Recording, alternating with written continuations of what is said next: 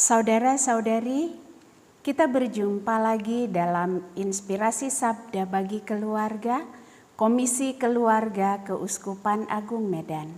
Hari ini, Jumat 11 Februari 2022, Inspirasi Sabda bagi kita diambil dari Injil Markus bab 7 ayat 31 sampai 37.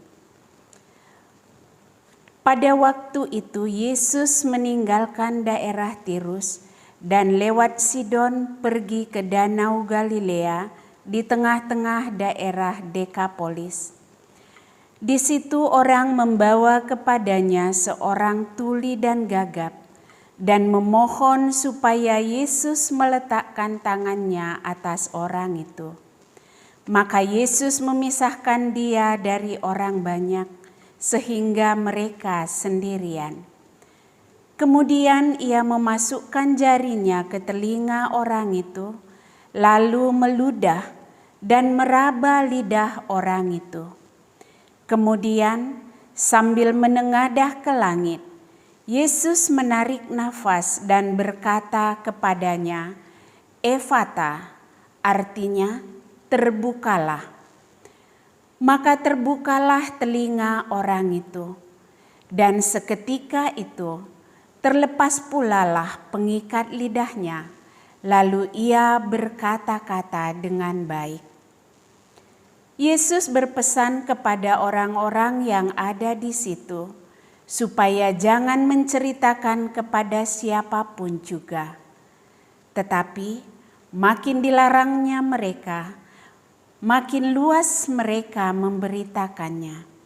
Mereka takjub dan tercengang dan berkata, "Ia menjadikan segala-galanya baik. Yang tuli dijadikannya mendengar, yang bisu dijadikannya berbicara." Demikianlah sabda Tuhan. Terpujilah Kristus.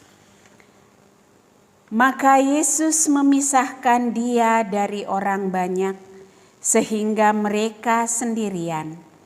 Kemudian ia memasukkan jarinya ke telinga orang itu, lalu meludah dan meraba lidah orang itu.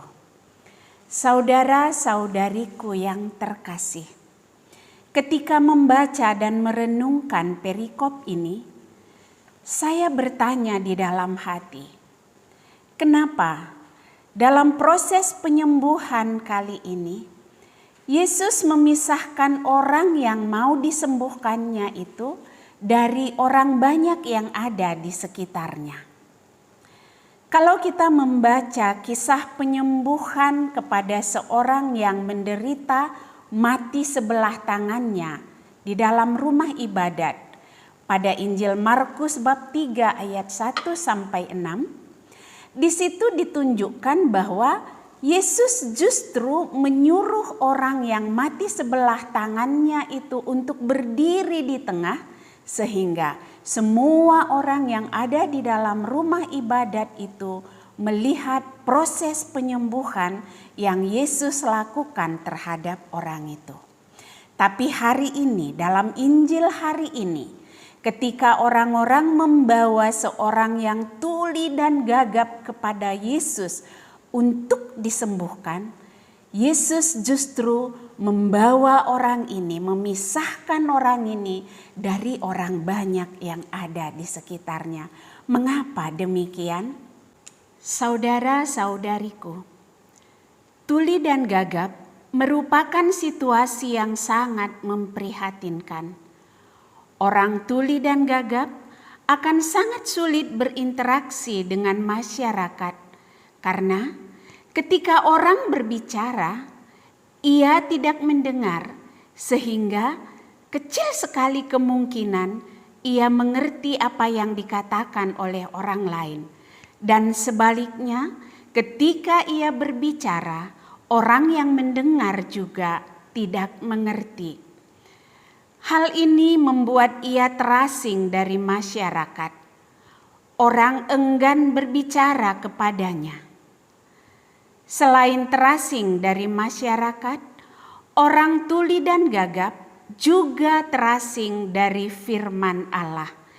Ia tidak pernah mendengar firman yang diwartakan, tidak pernah mendengar kesaksian tentang penyembuhan, dan tidak bisa bertanya tentang firman itu. Sebab kalaupun ia bertanya, orang yang ditanyanya itu sulit untuk mengerti apa yang dia maksud.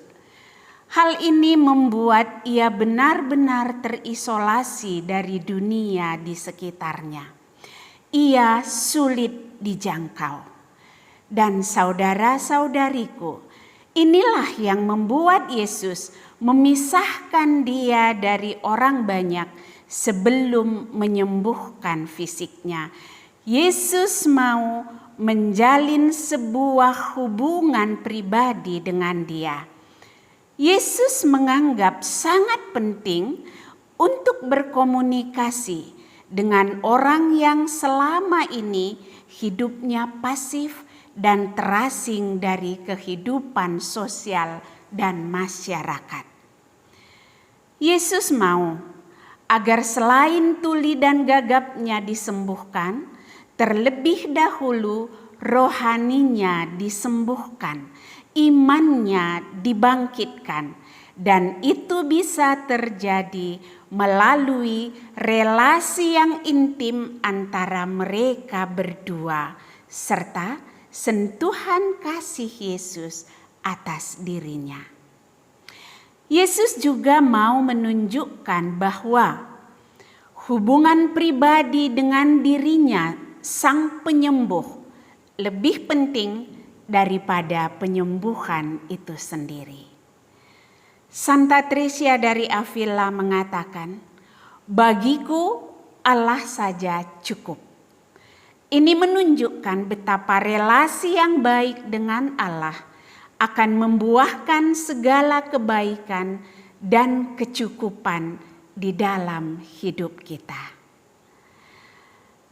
Maka saudara-saudariku, di akhir renungan ini, saya mau mengajak kita untuk berefleksi dengan sebuah pertanyaan singkat. Bagaimanakah relasiku selama ini dengan Yesusku? Tuhan Yesus memberkati kita semua. Amin.